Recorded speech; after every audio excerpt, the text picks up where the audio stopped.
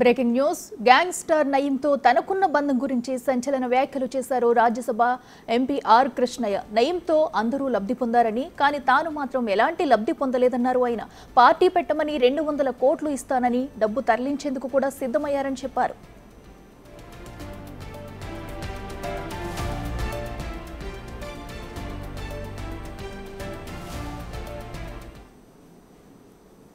నయం తోటి అందరూ లబ్ధి పొందారు, నేను లబ్ధి పొందలే. నయం ఒకటి ప్రపోజల్ ఇచ్చిండే నాకు, నువ్వు పార్టీ పెట్టానని నీకు 200 కోట్లు పంపుతాను చెప్పా. ఆ మనుషులు కూడా ఉన్నారు ఇప్పటికీ. ఆ మనిషి ఇప్పటికి చెప్తాడు, డీసీఎంలో పెట్టినాక వాపసు తీసుకుపోయినామని. నేను వాళ్ళకి అవైలబుల్ కాలేదు, నేను తప్పించుకోవడానికి చూసిన. అంటే ఆయన ఆఖరికి అన్నాడు నయమే, అన్న ఈ అన్ని సూట్ కేసులు బ్యాగులు కొండపోయి మీ ఇంట్లో పెడుతుంటే అందరు చూస్తారని నీకు ఉన్నట్టుంది. నేనే ఇక్కడ ఏమన్నా ఇల్లు తీసుకుంటా, అపార్ట్మెంటు, అందులో పైసలన్నీ పెడతా, లాకేస్తా, తాళం చేయి పంపిస్తా, అప్పుడన్నా తీసుకుంటావా అన్నాడు. లేదు, నేను దాటేసుకుంటూ వచ్చాను. నో అంటే కూడా కష్టమైన దగ్గర అభిమానంతో అంటుండు, ఎస్ అంటే నా మనసు ఒప్పుకుంటలేదు. ఇదే అంశానికి సంబంధించి మరింత సమాచారం మా associate input editor Ganesh live లో అందిస్తారు. గణేష్, చెప్పండి. ఆర్ కృష్ణ అయితే అప్పుడు గ్యాంగ్స్టర్ నయం గురించి చేసిన కొన్ని వ్యాఖ్యలు అయితే సంచలనం రేపుతున్నాయి. అయితే ఎవరెవరికి సంబంధం ఉందంటారు? ఈయన చేసిన వ్యాఖ్యలను ఎలా చూడాలంటారు? ఎందుకంటే ఆర్ కృష్ణయ్య రాజ్యసభ సభ్యుడిగా చేసిన వ్యాఖ్యలు ఏవైతే ఉన్నాయో వాటికంటే ముందు నయీం అంటే నయీముద్దీన్ అలియాస్ నయీం అంటే భువనగిరి నయీంగా ఆయన ప్రసిద్ధుడు.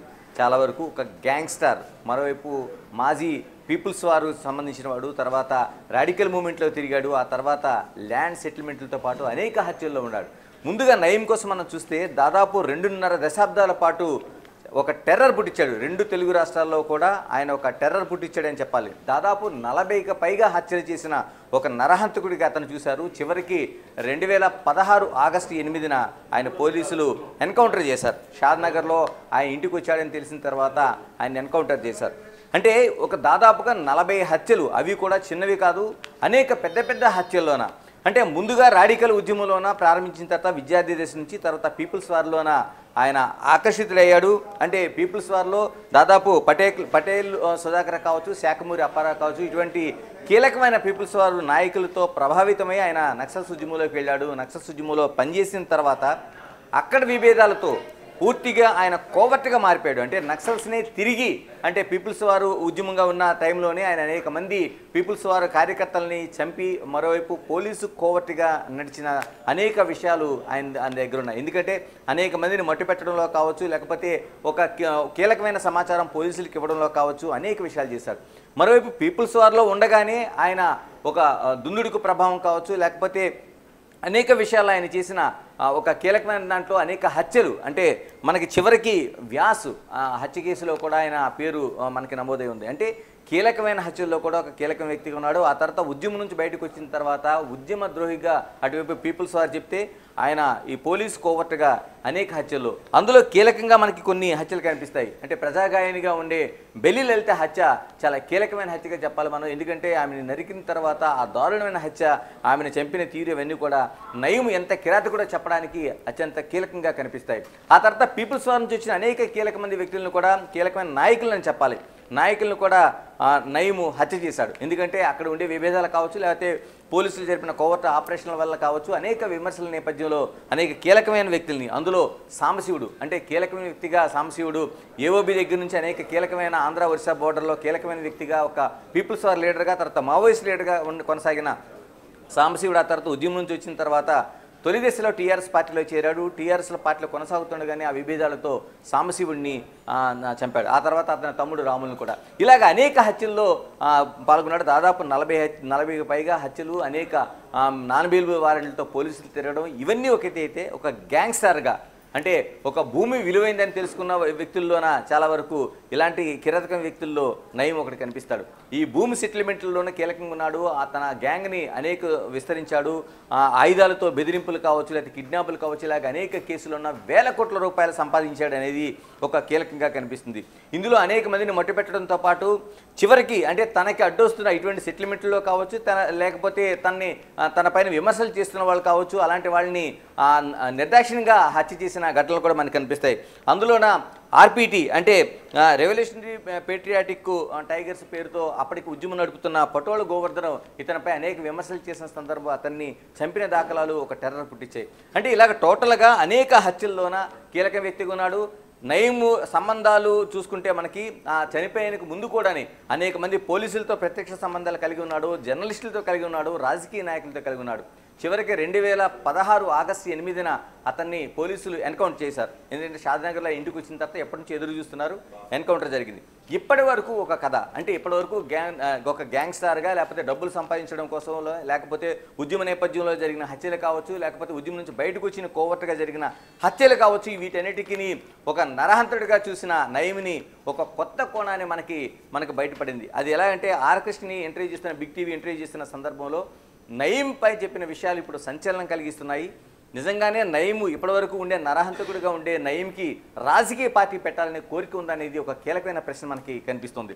ఎందుకంటే అంటే చివరి దశలో చాలా వరకు మజిలీలో ఉన్న అన్ని మజిలీలు అయిపోయిన తర్వాత రాజకీయ పార్టీలోకి వస్తున్న దాఖలాలు మనం చూస్తున్నాం. రాజకీయ నాయకుడిగా ఎదుగుతున్నారు, రాజకీయాల్లో కీలకమైన వ్యక్తులుగా మంత్రి పదవులు పొందడానికి ప్రయత్నాలు చేస్తున్నారు. ఇలాగా అనేక మంది కీలకమైన హంతకులను మనం చూసాం, నేరస్తులను మనం చూసాం. ఈ రాజకీయాల్లో చాలా వరకు మనం చూస్తూ ఉన్నాం.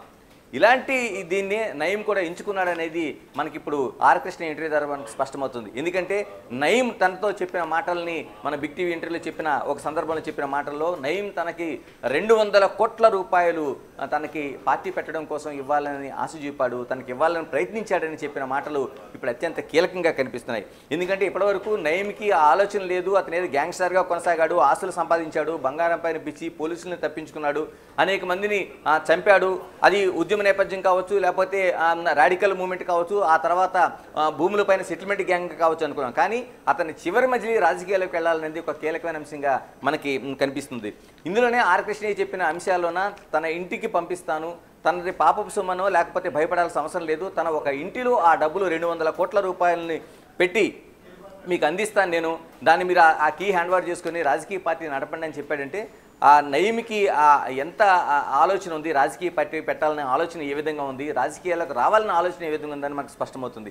దాంతోపాటు 2016కు ముందే అంటే దాదాపుగా మనం 10 ఏళ్ల క్రితం ముందుగా మాట్లాడుకుంటున్నాం, 200 కోట్ల రూపాయలు ఒక సునాయాసంగా ఒక బీసీ నాయకుడికి, ఒక ఉద్యమాన్ని నడుపుతున్న నాయకుడికి ఇవ్వడానికి చూపాడంటే ఎంతమందికి, ఎన్ని రాజకీయ పార్టీలకి అతను ఎన్ని వేల కోట్ల రూపాయలు ఇచ్చుంటాడు, రాజకీయాల్లో రావడానికి ఎంత ప్రయత్నం చేస్తుంటాడో నయీం అనేది మనకి కీలకంగా కనిపిస్తుంది. అందుకే నయీం చనిపోయిన తర్వాత 2016 ఆగస్టు 8న చనిపోయిన తర్వాత అతని ఇంటిపైన పోలీసులు ఎన్కౌంటర్ చేసి చనిపోయిన తర్వాత ఇంటిని సోదా చేస్తూ అంతా చేస్తున్నప్పుడు తనిఖీలోన అతని ఇంటిలో దొరికిన డబ్బులు లెక్కించడం కోసం మనకి కౌంటింగ్ మిషన్లు పట్టుకెళ్ళినట్టు అప్పట్లో వార్తలు వచ్చాయి. దీనిపైన కౌంటింగ్ మిషన్లు అయితే దాదాపు 5-6 పట్టుకెళ్ళారు, కానీ దొరికిన డబ్బుల్లో తక్కువ దొరికింది అనడంతో చాలామంది ప్రజా సంఘాలు దీనిపైన హైకోర్టులో ఇప్పటికీ వ్యాజ్యం నడుస్తుంది. అన్ని మిషన్లు పట్టుకెళ్లాల్సిన అవసరమే ఉంది, అన్ని వేల కోట్ల రూపాయలు లేకపోతే లెక్కించడం కోసం ఎందుకు ఈ మిషన్లు పట్టుకెళ్లారు, దొరికిన తర్వాత ఎందుకు తక్కువ డబ్బులు చూపించారనేది ఇప్పటికే హైకోర్టులో ఒక వ్యాజ్యం నడుస్తూనే ఉంది.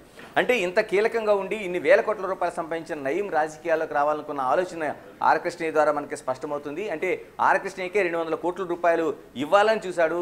దానికి తోడు తనకి ఏమాత్రం సంబంధం లేకుండా ఒక గదిలో పెట్టి 200 కోట్ల రూపాయలు పెడతాను, తను వచ్చి కీ హ్యాండ్ ఓవర్ చేసుకోమన్నాడంటే నయీం ఎన్ని వేల కోట్ల రూపాయల రాజకీయ పార్టీలకు ఇచ్చుంటాడు, నిజంగా జరిగిన ఆ ఎన్కౌంటర్కు ముందు ఎన్ని రాజకీయ పార్టీలతో సత్సంబంధాలు కలిగి ఉన్నాడు అనేది మనకు స్పష్టమవుతుంది.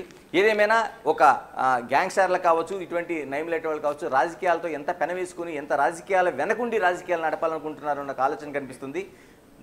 నయీం మరణం తర్వాత అంటే దాదాపు 2016లో చనిపోయిన తర్వాత ఇప్పుడు మొట్టమొదటిసారిగా బయటపడిన విషయంలో అతనికి రాజకీయ ఆలోచనలు ఉన్నాయి, రాజకీయ పార్టీ పెట్టి ఉండేవాడు. ఇప్పుడు ఈ రోజు నిజంగా ఉండుంటే ఏ దశలో మనం చూసిండేవాళ్ళం అని చెప్పాల్సిన అవసరం లేదు. అందుకని టోటల్గా ఇప్పుడు ఆర్ కృష్ణయ్య బయటపెట్టిన విషయాల్లో ఆర్ కృష్ణయ్య తీసుకోలేదు, నేను నిజాయితీగా ఉన్నానని చెప్తున్నా. ఎంతమంది రాజకీయ పార్టీలకి ఈ విధంగా నయీం డబ్బులు ఇచ్చుంటాడనేది మనకి స్పష్టంగా మనకి కనిపిస్తుంది. దీనికి తోడు ఇదే ఆర్ కృష్ణయ్య చెప్పిన అంశంలోన చాలామంది తీసుకున్నారు, ఎందుకంటే తానైతే ఆ డబ్బులు ముట్టుకోలేదు, కానీ చాలామంది రాజకీయ నాయకులు కావచ్చు, మిగతా వాళ్ళు కావచ్చు, నయీం వల్ల బాగుపడిన వాళ్ళు ఉన్నారు. అంటే 200 కోట్ల రూపాయలంటే ఏ సాధారణ వ్యక్తి లేకపోతే కొంచెం డబ్బును కూడా ఎవరు ఊహించలేంది. అటువంటిది చిన్న చిన్న పార్టీలకు కావచ్చు, లేకపోతే వ్యక్తులకు కావచ్చు వేల కోట్ల రూపాయలు అందించాడంటే ఈ రోజున చాలా మంది బిగ్ షాట్స్గా ఉన్నారనేది ఆర్ కృష్ణయ్య ఆ పేర్లని వెల్లడించలేకపోయినా చాలామంది లబ్ధి పొందారనేది స్పష్టం చేస్తున్నాడు. అలాగే ఈ మరోవైపు తీసుకోకపోయినా భయమే, ఎందుకంటే తనతో తను 2016లో చనిపోయిన తర్వాత ఆయన దగ్గరికి వెళ్ళడానికి కూడా నయీం డెడ్ బాడీని గుర్తించడానికి సమయం పడితే నయీం దగ్గరికి వెళ్ళడానికి భయపడిన ఆ సమయంలో ఆర్ కృష్ణయ్య వెళ్ళాడన్న దాన్ని బిగ్ టీవీ క్వశ్చన్ చేసింది. దానిపైన తను గురువుగా భావించాడు. 10 మందిలో సభలో కూడా తన పాదాభివందనం చేసేవాడు నయీం అనేది ఒక స్పష్టం చేశాడంటే తన ఉద్యమ నేపథ్యం అంటే బీసీ ఉద్యమం కావచ్చు, మిగతా విద్యార్థి ఉద్యమం కావచ్చు, ఆర్ కృష్ణయ్య ఉస్మానియా యూనివర్సిటీలో ఉద్యమాలు కావచ్చు, అవన్నింటిలో కూడా ప్రభావితమై తనను గౌరవించాడు తప్ప తనకు ఎలాంటి సంబంధం లేని చెప్పడంతో పాటు ఒక కీలకంగా ఎన్ని వేల కోట్ల రూపాయలు రాజకీయ పార్టీలకి పెట్టాడనేది చెప్తున్నారు. ఇందులో మనం ఒక సెన్స్ ఆఫ్ హ్యూమర్ కావచ్చు, లేకపోతే మిగతా అంశాలు కావచ్చు, అంటే నయీం ఆలోచన ఎలా ఉండేది అనేది. నయీం దగ్గర తీసుకోకపోయినా డేంజరే, అందుకని దాన్ని తను బ్రతిమలాడి దాన్ని వదిలించుకున్నానన్నది చెప్పిన విషయం అయితే మనకు ఆశ్చర్యం కలుగుతుంది. దీంతోపాటు తీసుకోకపోవడానికి గల కారణాలను వివరించినప్పుడు నయీం అన్న మాటలు కూడా మనం నిజంగా అతను లాజికల్ పాయింట్ కావచ్చు, లేకపోతే తర్కశాస్త్రం కావచ్చు, మనకి ఒక ఆశ్చర్యాన్ని కలిగిస్తుంది. నయీం అన్న మాటల్లో మనం చూస్తే నేను మీకు ఇస్తే తీసుకోండి, నా ద్వారా అక్కర్లేదు, నేను ఎక్కడో చోట పెడతాను, ఆ సొమ్ములు తీసుకోండి, ఒక కీ ఇస్తాను, కానీ మీరు తీసుకోకపోవడంలో కారణం నాకు కనిపించట్లేదని చెప్పడంతో పాటు ఇదే నేను ఒక దేవుడి హుండీలో, అది ఎవరైనా కావచ్చు, వెంకటేశ్వరుడు కావచ్చు, ఇంకోటి కావచ్చు, ఏదైనా ఒక హుండీలో 200 కోట్ల రూపాయలు ఇస్తే నిజంగానే ఆ సంస్థ మంచి కార్యక్రమాలకు ఉపయోగిస్తుంది, నాది పాపపు సొమ్మే అయితే ఈ డబ్బులతో మంచి కార్యక్రమాలు చేయొచ్చు కదా అనేది ఒక లాజికల్ పాయింట్ అనేది ఆయన చెప్పడానికి చూస్తే ఎంతమందిని ఈ విధంగా నయీం ప్రలోభపెట్టి ఉంటాడు, ఎన్ని రాజకీయ పార్టీలతో ఇలాంటి సంబంధాలు డబ్బులు ఇచ్చి నేర్పుంటాడు. అంటే ఒక కీలకంగా మనిషికి డబ్బు అనేది అల్టిమేట్గా ఒక ఆశ చూపిస్తుంది కాబట్టి, ఒక నిజాయితీకి సంబంధించిన కొలమానానికి డబ్బే కాబట్టి దీన్ని ఎంత విధంగా ప్రభావితం చేశాడనేది ఒక కీలకంగా కనిపిస్తుంది. ఫైనల్గా ఆర్ కృష్ణ ఇంటర్వ్యూలో మనకి తేలిన అంశాల్లో నయీం ఇప్పటివరకు గ్యాంగ్స్టారు, హంతకుడు, నరహంతకుడు ఇలాగా భూ సెటిల్మెంట్లు చేస్తాడంతో పాటు చివరగా ఆయన బ్రతికుంటే ఒక రాజకీయ పార్టీలోనే కీలకంగా ఉండేవాడు అనేది అర్థమవుతుంది. Right Ganesh, thank you.